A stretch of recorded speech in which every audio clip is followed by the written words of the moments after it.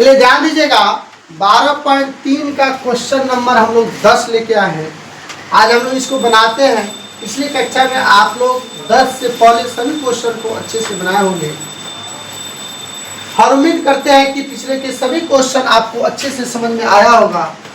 और इस क्वेश्चन को भी बहुत बारीकी से और ध्यान से देखिएगा, ये भी क्वेश्चन समझ में आएगा।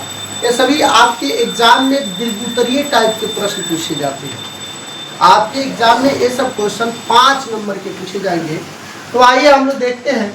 सबसे पहले क्वेश्चन है, एक समबाहु त्रिभुज ABC का क्षेत्रफल 1732.05 सेंटीमीटर स्क्वायर है। इसी त्रिभुज के प्रत्येक शीर्ष को केंद्र मानकर, इस शीर्ष को या जो त्रिभुज के केंद्र है, इस शीर्ष को एक केंद्र मानकर एक वृत्त खींचा गया है।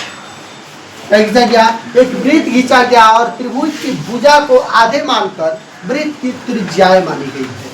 त्रिज्या लेकर एक वृत्त खींचा जाता है तो छायांकित भाग जो ये बीच वाला भाग है उसका क्षेत्रफल ज्ञात होगा। अगर बात समझिएगा कैसे लिखिएगा, अगर मुझे त्रिभुज का क्षेत्रफल निकाल जाए और त्रिभुज के क्षेत्रफल निकलने के बाद यह आपका आकृति त्रिज्यखंड बन रहा है। क्या बना है? त्रिज्यखंड बन रहा है। तो यह त्रिज्यखंड के क्षेत्रफल अगर पूरे त्रिभुज के क्षेत्रफल में से 1, 2, 3 त्रिज्यखंड के क्षेत्रफल घटाते हैं तो शायद मेरा छायांकित भाग का क्षेत्रफल निकल जाएगा। सबसे पहले हम लोग को त्रिज्या वृत्त का नहीं दिया है, तो वृत्त के त्रिज्या निकालने के लिए क्या करेंगे, तो हम लोग को एक क्षेत्रफल दिया है। चूंकि दिया है त्रिभुज ABC का क्षेत्रफल, आपको ABC का क्षेत्रफल दिया है 17320.5। यह त्रिभुज जो है एक समबाहु त्रिभुज है। तो समबाहु त्रिभुज का क्षेत्रफल सबको मालूम है √3/4 A² होता है। इसका मान दिया है 17320.5।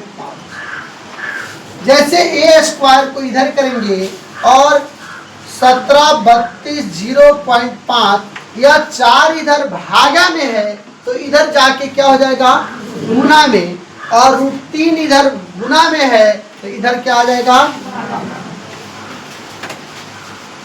दूसरा ध्यान दीजिएगा, स्टेप में 17320.5 गुने 4 और √3 का मान दे रखा है।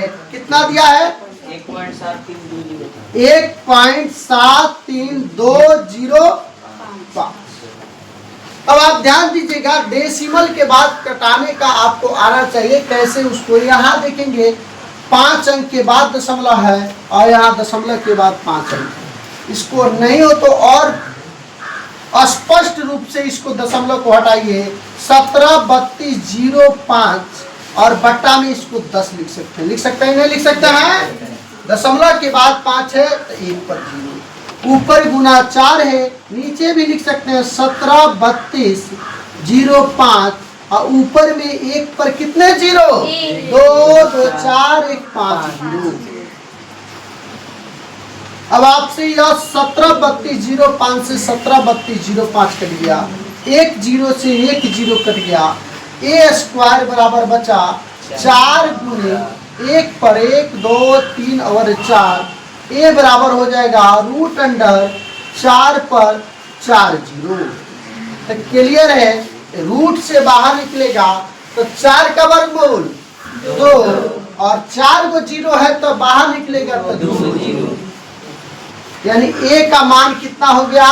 200। ध्यान दीजिएगा, A मेरा क्या हो गया, एक तरह से अभी बोला है कि वृत्त के केंद्र मानकर त्रिभुज की भुजा के आधे, यानी ये त्रिभुज है, इस भुजा के आधे के बराबर उस वृत्त की त्रिज्या है। इसलिए यानी त्रिज्या क्या हो जाएगी, वृत्त के